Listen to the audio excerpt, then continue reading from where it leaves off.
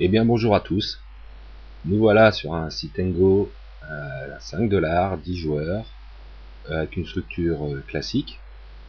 Alors j'ai été sur le chat de mon bluff et j'ai demandé à plusieurs personnes de venir me rejoindre pour jouer ce Sitengo et vous commenter du mieux que je pourrais. Alors aussi bien mes mains que les mains des autres adversaires.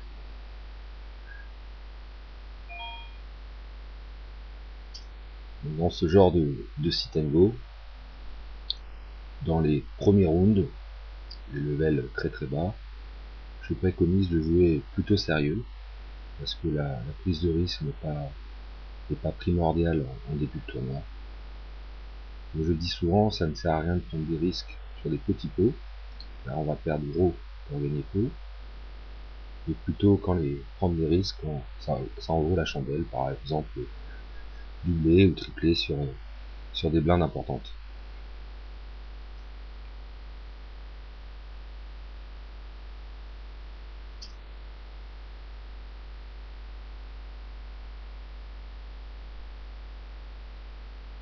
Je vais faire un petit tour sur le chat de mon bluff.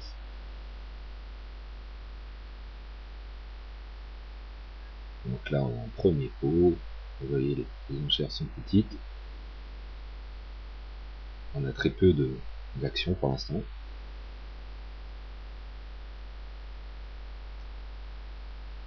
Alors je crois que Ludivine fait partie de la communauté Le Bluff, et elle remporte le premier coup.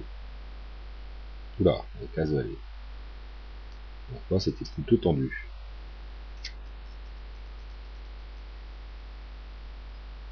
10 et 3 en fin de position, bien évidemment on va passer.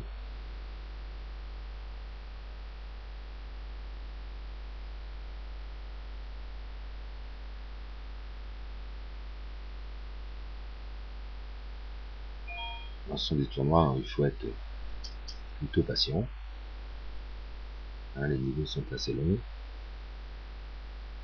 Donc pour l'instant ça joue essentiellement dans les blindes. On a eu un tour de TG. Les blindes ont suivi.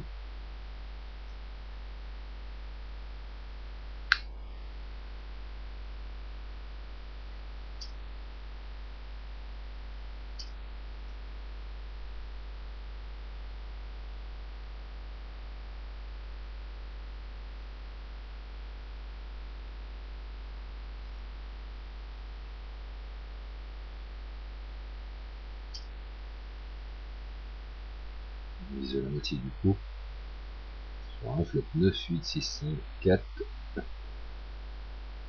Alors, est-il de 7, essaie-t-il de rentabiliser? En tout cas, pour 770 préfère lâcher le coup.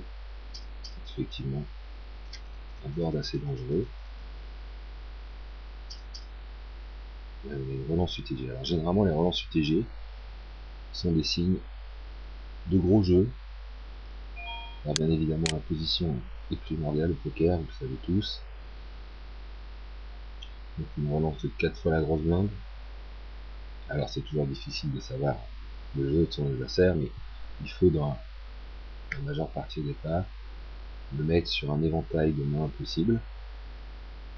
Alors maintenant avec quoi on peut payer dans les blindes, avec pourquoi pas des suites de connecteurs, pourquoi pas une petite paire, et en sachant qu'il y a un gros danger de l'attaque UTG. Dans ce cas-là, il a fait peur à tout le monde et il a passé.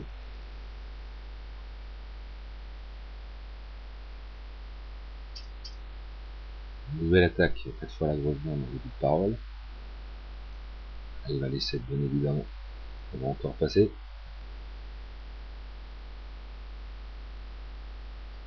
On est un peu dans la même configuration que précédemment.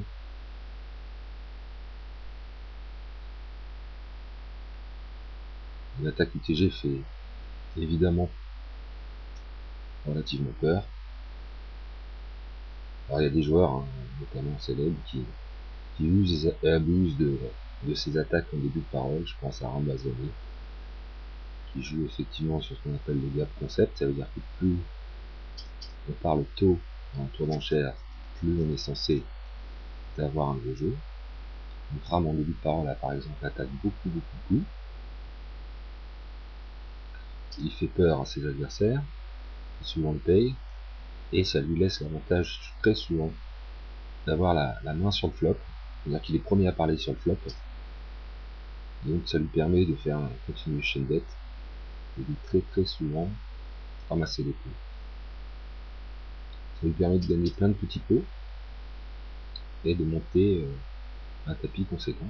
C'est un jeu assez risqué bien évidemment, parce que au bout d'un moment, beaucoup de joueurs vont se relancer quand ils auront compris votre petit manège.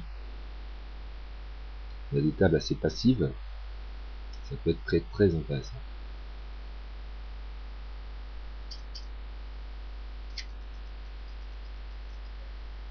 Valet 9, toujours pas énormément. Je dis pas que Valet 9 n'est pas une main jouable, hein, bien évidemment, mais dans cette position-là, ça devient un peu faible. On n'a pas joué un coup, on a toujours la moyenne, donc autant patienter. Bon, en sachant que bien évidemment sur des stingos à petit buy-in comme ici, à 5 $, bon, le niveau des joueurs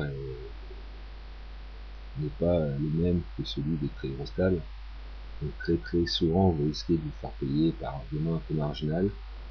Alors c'est pas évident parce que en fait le panel des mains des joueurs est beaucoup plus important, donc c'est beaucoup plus difficile de se situer.